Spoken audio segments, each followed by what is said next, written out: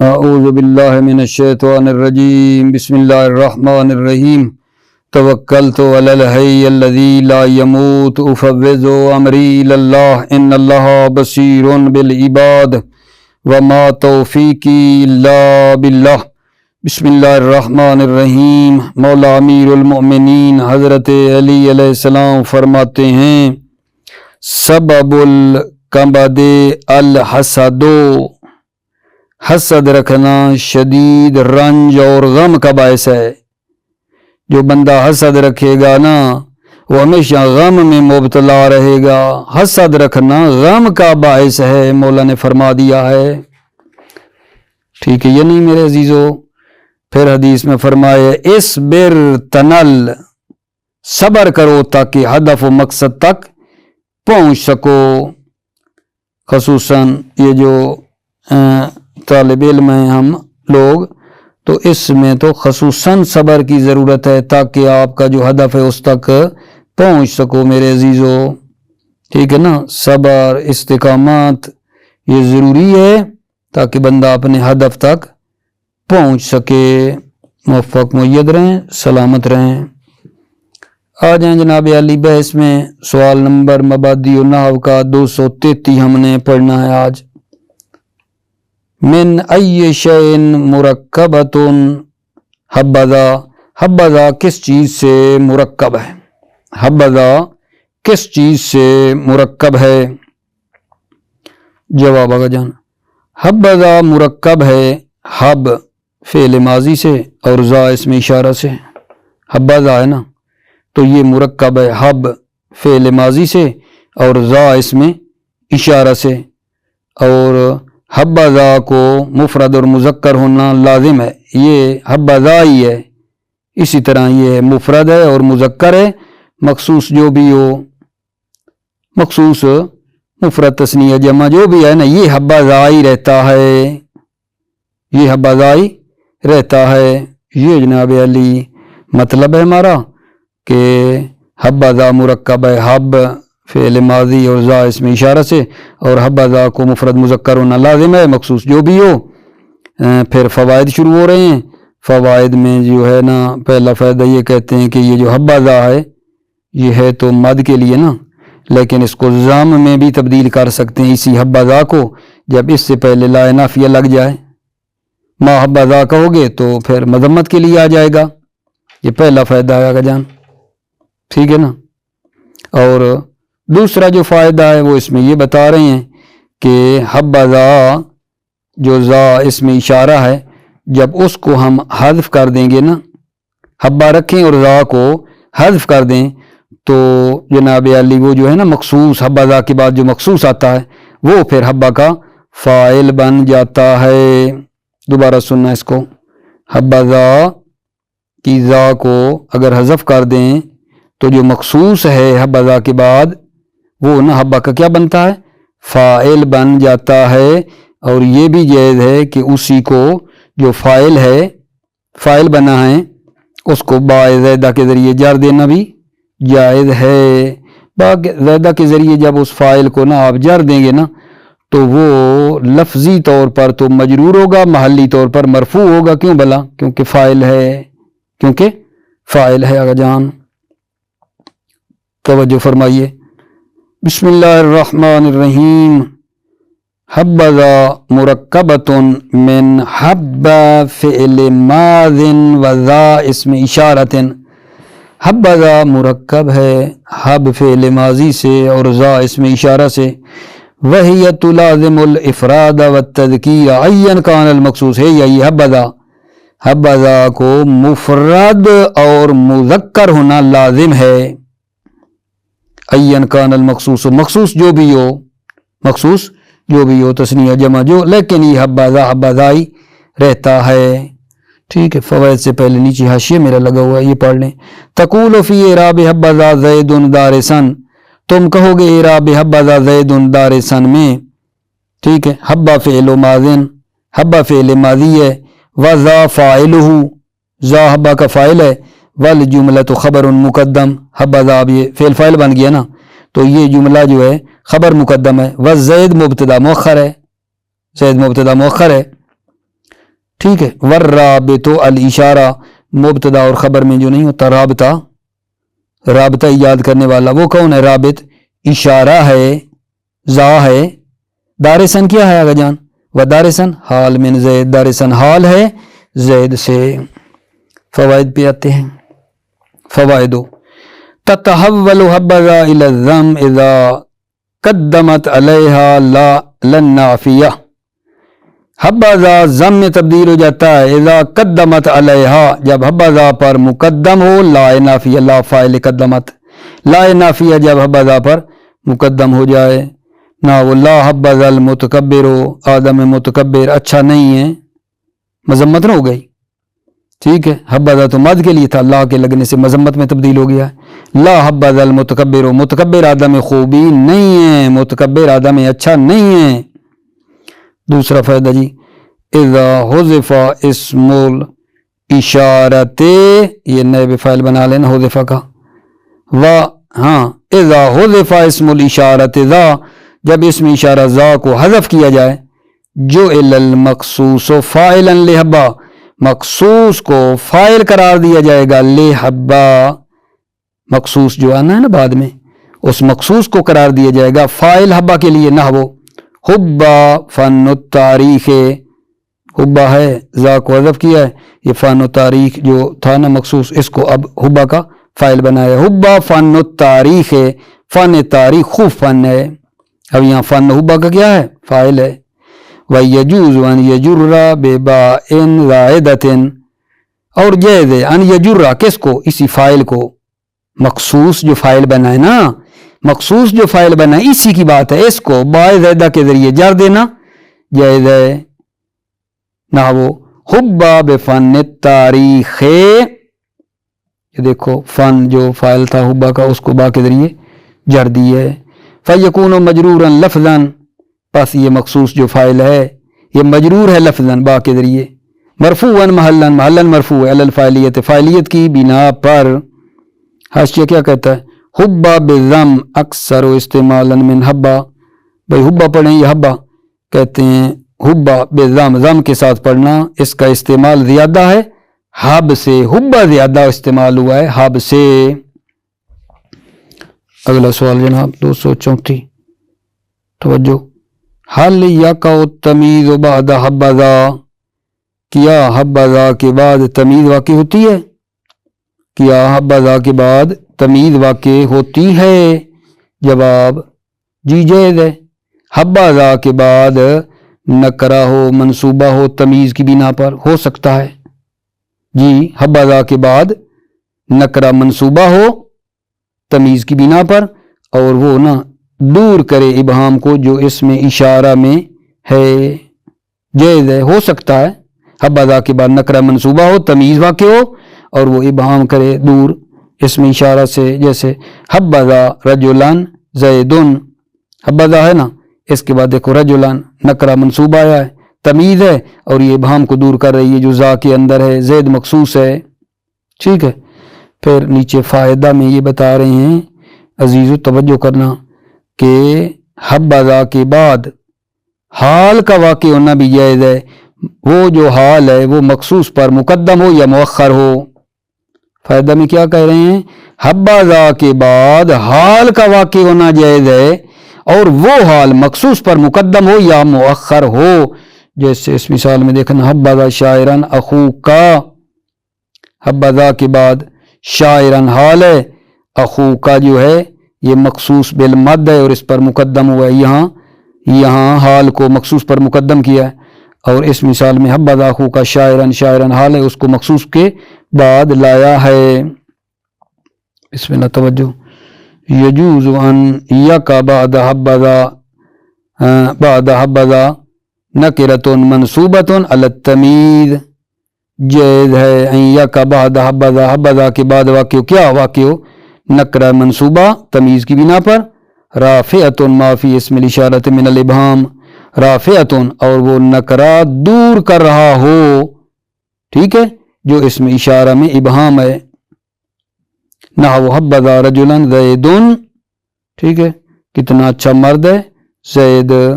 فائدۃ व यजूज़ अन तक़अल हाल बाद हब्बज़ा मुक़द्दिमतन अलल मक़सूस व मुअख़्ख़िरतन हो, जायज़ है कि हाल वाक़ई हब्बज़ा के बाद मुक़द्दमतन अलल मक़सूस से मक़सूस पर वो मुक़द्दम हो और मुअख़्ख़रतन अन हो या मक़सूस से मुअख़्ख़र हो ना। वो हब्बज़ा शायरन अखू का, यहाँ बताया आपको शायरन मक़सूस से पहले आया है, शायरन हाल है, और अगली मिसाल में मक़सूस के बाद आया है। हब्बज़ा शायरन अखू का, आपका भाई अच्छा है, दर हालांकि शेर पढ़ता है, शायरन दर हालांकि शेर जब कहता है ना तो बड़ा अच्छा है। हब्बज़ा शायरन अखू का, आपका भाई अच्छा है, दर हालांकि शेर कहता है। इसका भी हाशिया का जान, तकदीमुल मखसूस अला हब्बज़ा ममनूअन मुतलकन, मखसूस का मुकद्दम करना अला हब्बज़ा खुद हब्बज़ा पर ममनू है, मुतलकन तमाम शराइत में। फला युकाल ज़ैदुन हब्बज़ा, बस नहीं कहा जाएगा ज़ैदुन हब्बज़ा कि वो जो ज़ैद है मखसूस उसको हब्बज़ा पर मुकद्दम करें, ये असलन जायज़ नहीं है। ठीक है जनाब अली, अब जो हमारी बहस शुरू होने लगी है ना, आसान भी है साथ साथ अलबत्ता तवज्जो की ज़रूरत है। तवज्जो ना करे तो जाहिर है बंदा आसान मतलब भी मुश्किल हो जाते हैं, लेकिन तवज्जो कर दे तो मुश्किल मतलब भी बड़े आसानी से हल हो जाते हैं। ऐसा है या नहीं? कबूल करेंगे आप इस बात को और तवज्जो फरमाओ मेरे अजीज़ो। बहस हमारी है इस्तिस्ना। इस्तिस्ना का माना होता है वैसे जुदा करना। पढ़ते आ रहे हैं आप अवामिल से, अवामिल तो मैं नहीं कहता, ना हमीर में है ये बहस, ना हमीर में भी इस्तिस्ना की बहस हुई है और हिदाया में भी इस्तिस्ना की बहस हुई है। बिलाखिर इस्तिस्ना से आप आशना तो हैं ही सही। तारीफ इस्तिस्ना की क्या कर रहे हैं? इस्तिस्ना कहते हैं क्या है अगर जान कि इस्म जो इल्ला और इल्ला के अखवात के बाद वाक़े हुआ है उसको मा कबल इल्ला के हुक्म से खारिज करने का नाम इस्तिस्ना है। दोबारा सुनना, इस्तिस्ना क्या है? इस्म जो इल्ला या इल्ला के अखवात गैर सिवा वगैरह आएंगे हाशा खला, उनके बाद जो इस्म वाक़े आ रहा है उसको इल्ला से पहले वाले हुक्म से क्या करना? खारिज करना, ये इस्तिस्ना कहलाता है। मिसाल दूं आपको, या तलामिज़ा तो इल्ला अखा का, यहाँ आपका मुस्तस्ना कौन है? अखा का। इसको आपने ना खारिज किया है वो हुक्म जो इल्ला से पहले वाले के लिए, या तलामिज़ा तो तलामिज़ा शगिर्द आए इल्ला अखा का, सिवाय आपके भाई के, यानी आपका भाई नहीं आया, ये इस्तिस्ना होता है। इस्तिस्ना पस वो है कि वो हुक्म जो इल्ला और इल्ला के अखवात जो हैं, ठीक है ना, जो इल्ला से इल्ला और उसके अखवात के बाद जो इस्म वाक़े हो रहा है उसको खारिज किया गया है उस हुक्म से जो इल्ला से पहले वालों के लिए है। ये मिसाल से हटकर कोई और ले लें। भाई नहीं कहते थे जानियल कौमो इल्ला ज़ैदन, कौम आई सिवाय ज़ैद के, तो मुस्तस्ना आपका कौन है? जो इल्ला के बाद ज़ैद है। ज़ैद को आपने पहले वाले हुक्म से जो मुस्तस्ना मिन के लिए जानियल कौम, कौम आई, उससे आपने ज़ैद को खारिज कर दिया है और इसी को मुस्तस्ना कहते हैं। ठीक है, तो ये जनाब अली मुस्तस्ना है। अलबत्ता मुझे उम्मीद तो है कि आपको ये मतलब क्लियर है। जानियल कौम इल्ला ज़ैदन, ठीक है, यहाँ आपने मुस्तस्ना को ना जिससे निकाल रहे हैं, ठीक है, वो पहले वाला जो कौम है वो कहलाता है मुस्तस्ना मिन, और जिसको निकाला है वो कहलाता है मुस्तस्ना, और इल्ला और उसके जो अखवात वगैरह हैं वो कहलाते हैं हर्फ़े इस्तिस्ना। ये भी रखना है आपने, ठीक है, तवज्जो करना। मा हुवल इस्तिस्ना, इस्तिस्ना क्या है? الاستثناء اخراج الاسم الواقع بعد الا او احدى اخواتها من حکم ما قبلها، استثناء جو ہے اسم جو واقع ہوا ہے الا اور اس کے اخوات کے بعد اس کو خارج کرنا، من حکم ما قبلها، من حکم ما قبل الا، جو الا سے پہلے والے کے لیے حکم ہے اس حکم سے اس کو خارج کرنا۔ نا وجاءت تلامذۃ الا اخاک، تلامذہ مستثنی من، ٹھیک ہے، اور اخاک مستثنی ہے۔ جاءت تلامذۃ شاگرد آئے الا اخاک سوائے آپ کے بھائی کے۔ فوائد اسی مطلب کی توضیح ہے۔ فاخاک خارج من حکم المجیء، اخاک جو ہے وہ خارج ہے آنے کے حکم سے، الداخل فیہ التلامذہ الداخل فیہ، یعنی اس حکم جس حکم میں التلامذہ داخل ہیں، شاگرد داخل ہیں، اس سے نا یہ خارج ہے اخاکا۔ ویسمی الاول مستثنی من والثانی مستثنی، اور پہلے کو مستثنی من کا نام دیا جاتا ہے، وہ کون بلا؟ تلامذہ، وہ مستثنی من ہے۔ والثانی مستثنی، اور دوسرا مستثنی ہے، یعنی اخاکا مستثنی ہے۔ ٹھیک ہو گئی بات آگے جان۔ اب دوسرا جو فائدہ ہے وہ یہ ہے کہ ادوات استثناء کیا ہیں؟ ادوات استثناء، ٹھیک ہے، تو کہتے ہیں ادوات استثناء جو ہے نا وہ 6 ہیں، الا ہے، غیر ہے، سوا ہے، خلا، ادا، حاشا، یہ ہیں۔ اور علماء نحو نے کچھ اور بھی ہیں جو ان 6 کے ساتھ نا ملحق کیے ہیں، لا سیما، بیدا، لیسا، لا یکونوں کو بھی استثناء کے ساتھ، جو حروف استثناء ان کے ساتھ ملحق کیا ہے۔ دوسرا فائدہ جی، ادوات الاستثناء 6، ادوات استثناء 6 ہیں، وہی، اور وہ یہ الا، غیر، سوا، خلا، ادا و حاشا۔ وقد الحقوا بہا، الحقو یعنی علماء نحو نے ملحق کیا ہے بہا ادوات استثناء کے ساتھ، لا سیما، بیدا، لیسا اور لا یکونوں کو بھی، یہ وہ بھی اس کے ساتھ ملحق کیا ہے۔ کلیئر ہو گئی بات آگا جان۔ مستثنیٰ کیا ہوتا ہے؟ اب اگلا سوال ہے، کم قسمن الاستثناء، استثناء کی کتنی قسمیں ہیں؟ استثناء کی کتنی قسمیں ہیں؟ جواب عرض خدمت ہے کہ استثناء کی 3 قسمیں ہیں۔ ایک ہوتا ہے استثناء متصل ہے میرے بچے عزیزو، دوسرے کا نام ہے استثناء منقطع ہے، اور تیسرے کا نام استثناء جو ہے وہ کیا ہے؟ مفرغ ہے۔ استثناء کی 3 قسمیں ہیں، متصل، منقطع اور مفرغ۔ ان کی تھوڑی تھوڑی تعریف نہ کر دوں آپ کی خدمت میں۔ جو متصل ہے، استثناء متصل، یہ وہ ہوتا ہے کہ مستثنیٰ نا مستثنیٰ من کی جنس میں ہوتا ہے، تو اس کو کہتے ہیں مستثنیٰ متصل۔ جب مستثنیٰ من کی جنس سے ہو، مستثنیٰ اور مستثنیٰ من کی جنس ایک ہو نا، تو ٹھیک ہے نا، اس کو کہتے ہیں متصل۔ جیسے جناب جا تلامذۃ الا اخاکا، جا فعل، تلامذہ فاعل، مستثنیٰ من، الا حرف استثناء، اخاکا جو ہے مستثنیٰ۔ اب مجھے بتاؤ اخاکا جو مستثنیٰ ہے اور تلامذہ جو ہیں ان کی جنس ایک ہے یا نہیں؟ جنس تو ایک ہے نا، جنس ان کی ایک ہے۔